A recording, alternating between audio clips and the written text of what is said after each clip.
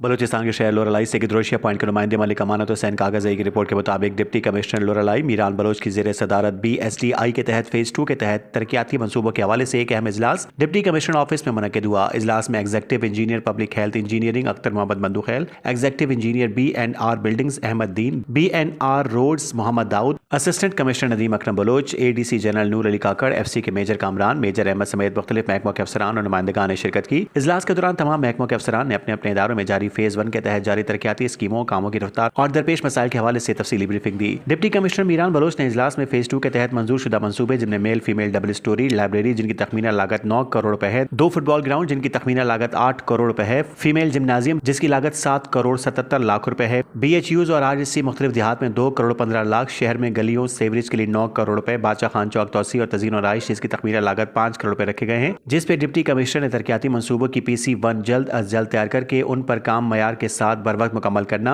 तमाम इंजीनियर्स और अफसरान की अवली जिम्मेदारी है। उन्होंने कहा कि तरक्याती अमूर में किसी भी किस्म की कोताही या ताखीर बर्दाश्त नहीं की जाएगी। हुकूमत बलूचिस्तान अवामी फलाह बहबूद के मंसूबों पर खतीर रकम खर्च कर रही है, लिहाजा जरूरी है कि इस मिशन को पूरी ईमानदारी, शफाफियत और जिम्मेदारी के साथ पाया तकमील तक पहुंचाया जाए ताकि अवाम इन मंसूबों के देरपा और हकीकी फवायद हासिल कर सकें। डिप्टी कमिश्नर ने हिदायत की कि तमाम महकमे बाहिमी राब्ते और कोऑर्डिनेशन के साथ काम करें ताकि तरक्याती अमल में तसलसल बरकरार रहे और मंसूबे मुकर्ररा मुद्दत में मुकम्मल हो सकें। उन्होंने मजीद कहा कि तरक्याती मंसूबों का मकसद अवामी सहूलतों में इजाफा और बुनियादी ढांचे को मजबूत बनाना है, इसीलिए इस ज़मीन में किसी किस्म की गफलत नाकाबिले कबूल होगी।